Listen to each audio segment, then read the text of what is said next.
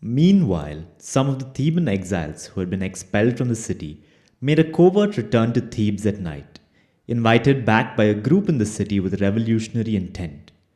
These exiles captured and killed Minctus and Timolaus, two officers of the garrison occupying the Cadmea, who were outside their base quite unsuspecting of any enemy action.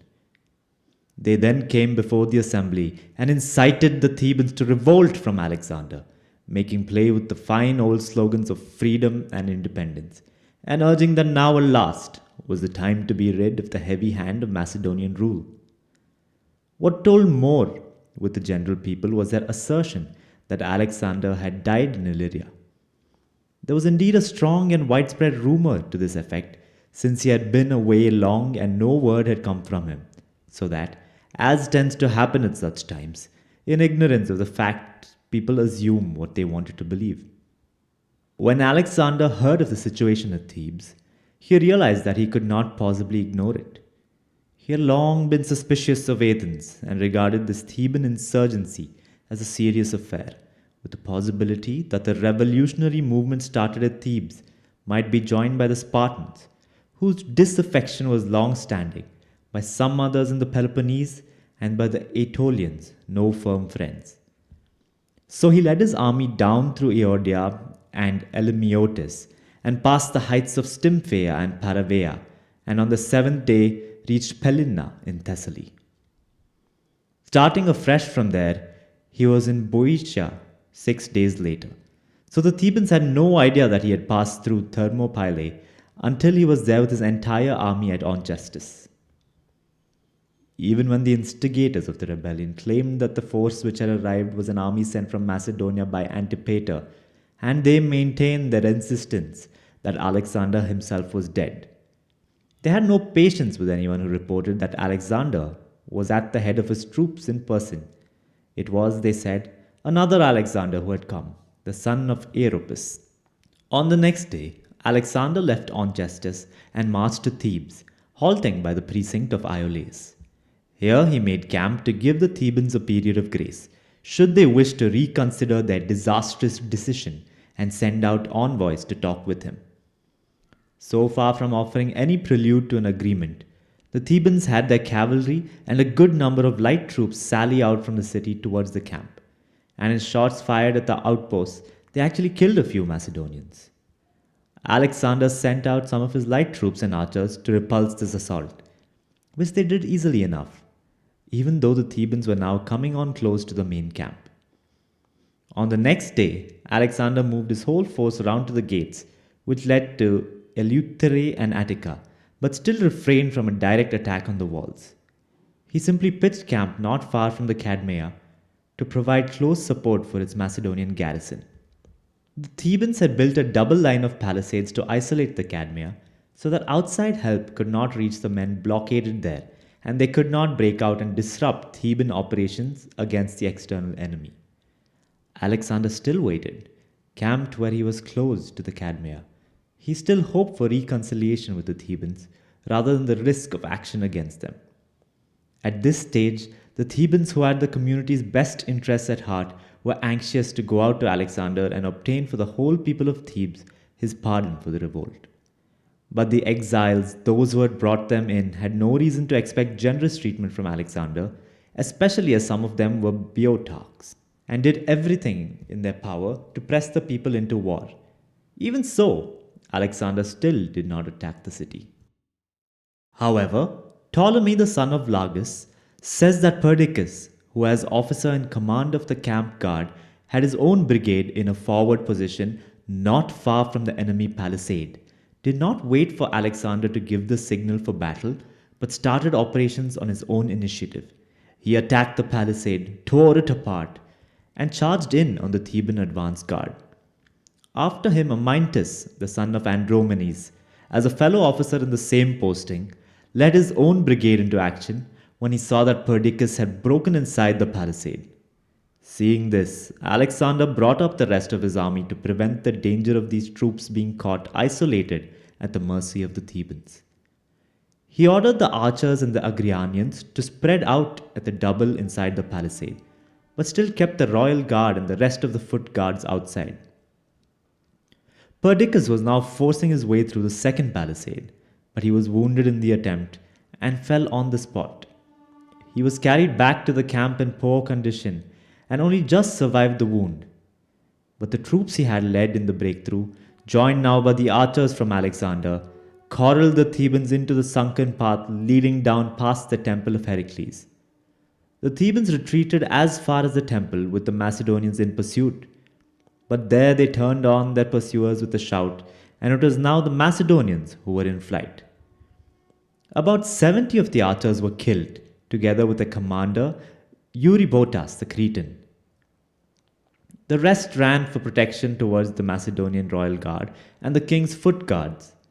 At this point, seeing that his own men were in headlong retreat and that the Thebans had lost formation in their pursuit, Alexander hit them with his phalanx in full battle order.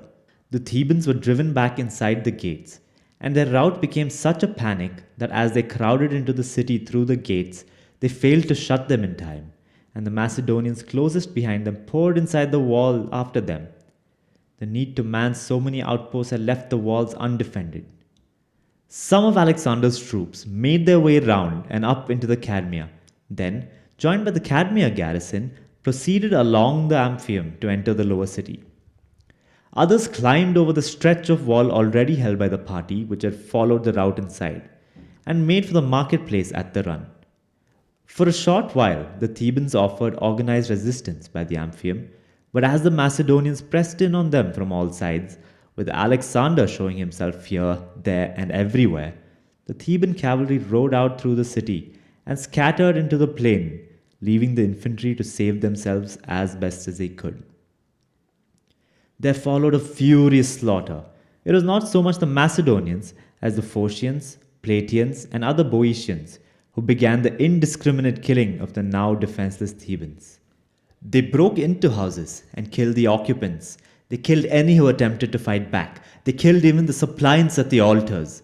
They spared neither women nor children.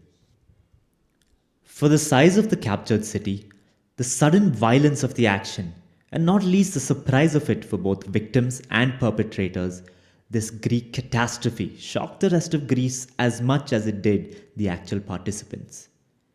The Athenian debacle in Sicily, as measured by the number of dead, brought no less disaster on the city of Athens.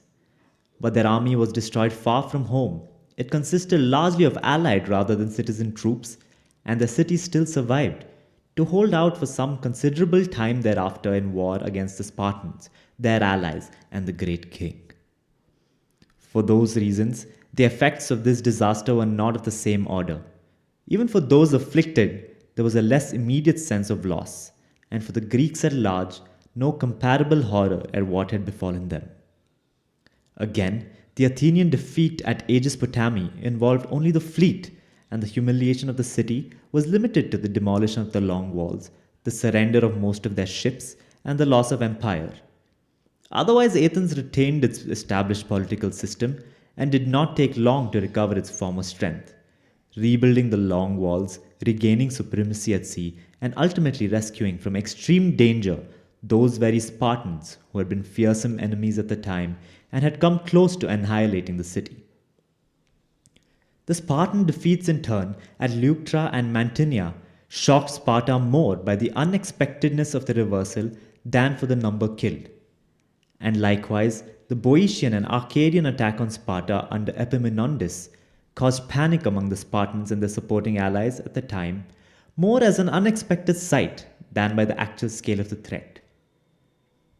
And again, the capture of Plataea was no great calamity, given the small size of the city and the number caught inside it, as the bulk of the population had long before taken refuge in Athens. As for the capture of Melos and Cyone, these were island towns, and their fate was more a source of shame to the perpetrators than any great surprise to the Greek world in general. In the case of Thebes, though, the impetuous irrationality of the revolt, the quick and easy capture, the widespread massacre, as happens within a tribe when old feuds are worked off, the total enslavement of a city preeminent among the Greeks of that time in power and military prestige, all this was understandably attributed to divine anger. The Thebans, it was said, had in the end paid the price for their betrayal of the Greeks in the Persian War, for their seizure of Plataea at a time of truce and total enslavement of the city, for their agency in the un-Greek slaughter of the Plataeans who surrendered themselves to the Spartans, and for the desolation of a place where the Greeks had stood side by side against the Persians and beaten off the threat to Greece. And also for adding their vote in favor of the destruction of Athens when a motion for its enslavement was put to the Spartan allies. Indeed, it was said that the disaster had been preceded by many divine warnings. These had been ignored at the time, but later the memory of them caused people to reckon that the events had long been foretold. Alexander delegated the arrangement for Thebes to the allies who had taken part in the action. They decided to garrison the Cadmea and raze the rest of the city to the ground, sharing out the land, other than consecrated areas, among themselves. The children and women and any surviving Theban men were to be sold into slavery, with the exception of priests and priestesses, any guest friends of Philip or Alexander, and any consular representatives of the Macedonians. They say that out of reverence for the poet Pindar, Alexander spared Pindar's house and his descendants. The allies also determined to rebuild and fortify Orchomenus and Plataea.